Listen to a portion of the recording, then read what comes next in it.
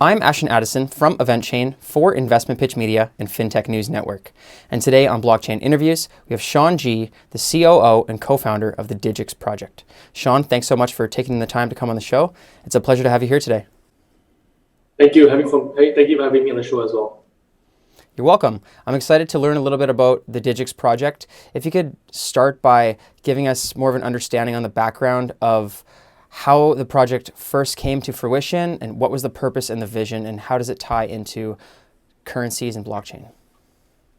Right. So Digix is a project we started back in December 2015. Back then, there were not as many cryptocurrencies as there are today. But the inherent problem of having a volatile cryptocurrency still exists. So back then, the vision was to create a stable asset on the blockchain to give people the currency that not only just has stability, but a real store of value that can withstand the test of time. So back then, we created Digix as a platform to tokenize physical gold and issue gold-backed cryptocurrencies because we believe that precious metal of gold itself is a stable store of value and it will withstand any kind of economic uncertainty. So fast forward over 5 years, I think the vision and mission has always been the same, which is to democratize the access to precious metal. For anyone out there in the world who has an internet connection, can easily get involved with Digix by buying gold-backed cryptocurrencies from us. Mm-hmm. Great.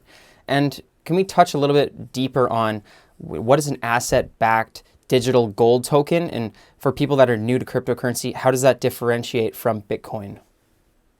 Right. So if you look across the board of cryptocurrencies today, Bitcoin, Ethereum, Ripple, and the list goes on, a lot of this cryptocurrency doesn't really hold any physical underlying.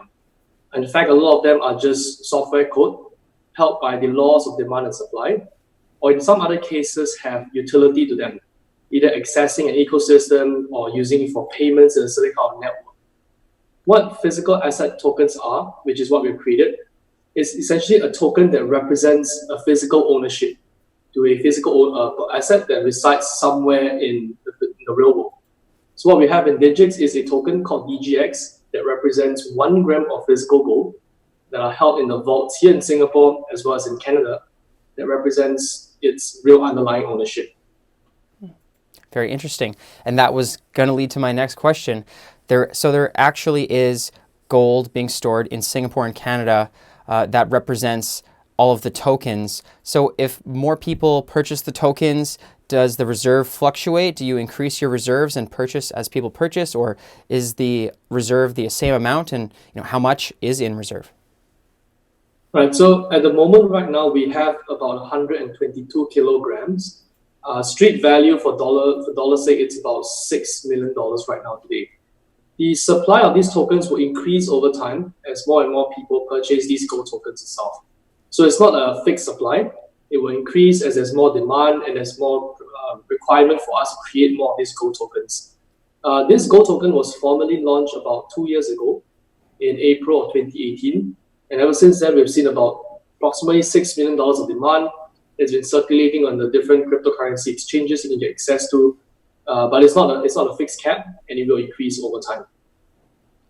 Very interesting. And who are the ideal users of these tokens? Is it just people looking to get heavy metals, but in a digital form, or are there specific demographics that you see purchasing these tokens specifically?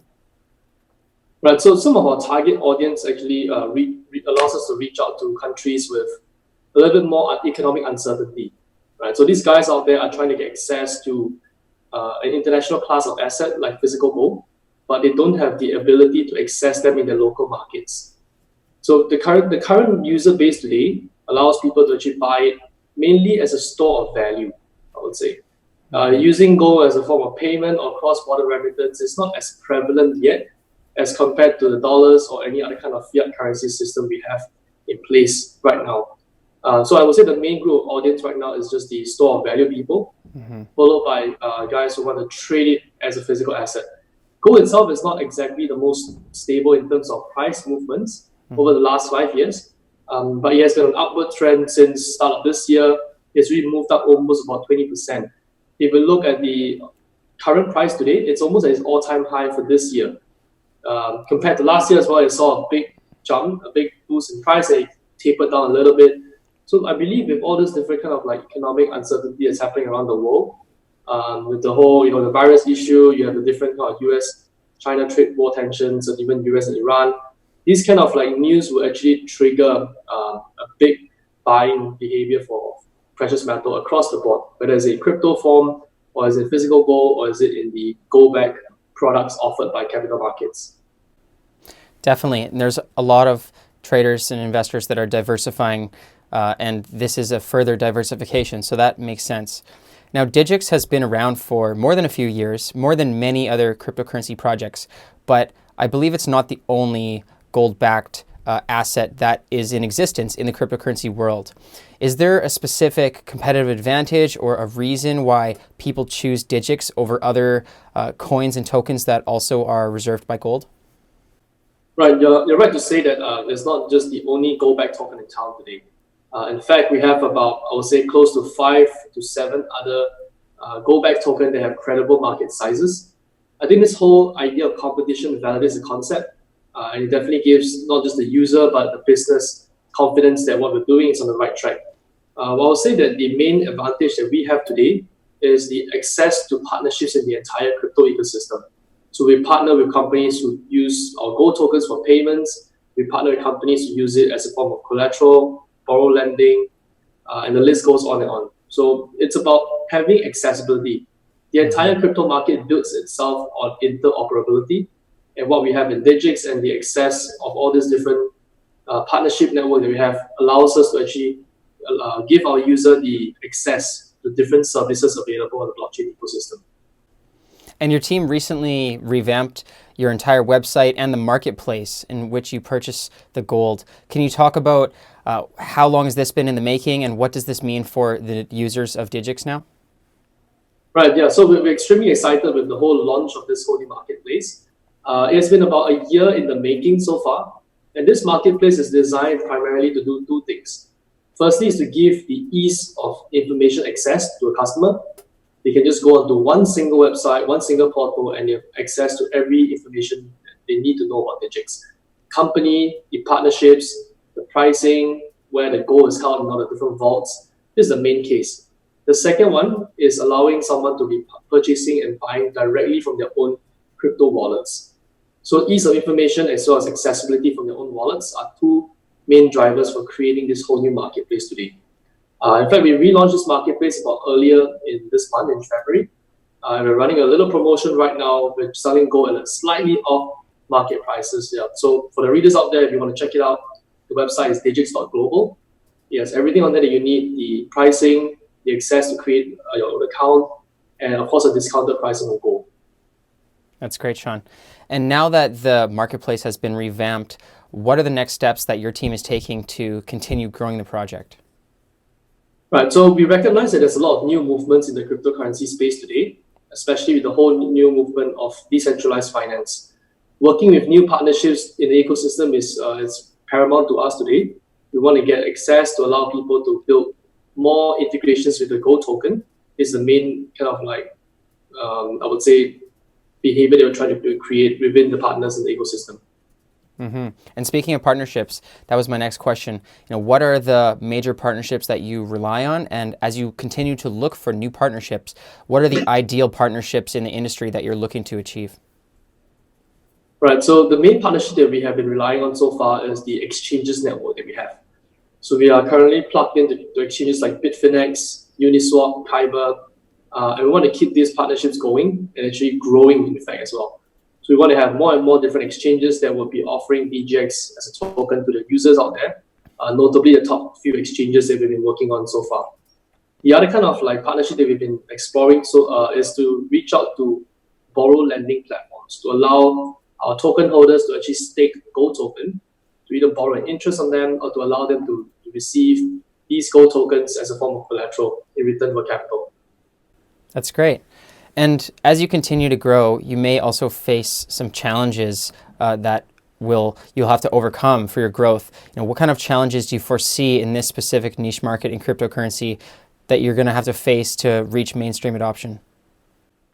Right, so it's a good problem to have, but gold today right now is trending at a little bit of an all-time high. we might have some of the users out there who are looking to purchase these gold tokens and thinking like, oh, might be buying gold at all-time high prices. So it's the price movement of itself has been a good and bad thing for us. Good in the sense that, yes, a lot of our existing users have benefited from the entire rise in prices. The downside is that new users would be a little bit more hesitant to get involved. It's almost like the same behavior as like buying crypto itself. A user may look at Bitcoin prices today and think like, oh, it's so much higher than what it was like a couple of years ago. So it's the give and take for now. Makes sense.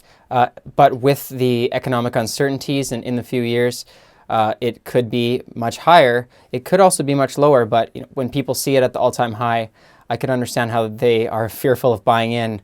But you never know which direction it's going to go, and the market will see how that plays out. So that's very interesting. And does your company, besides people purchasing the gold tokens, does the cash flow and the balance sheet get majorly affected by the price of gold, or are you guys fairly hedged against that?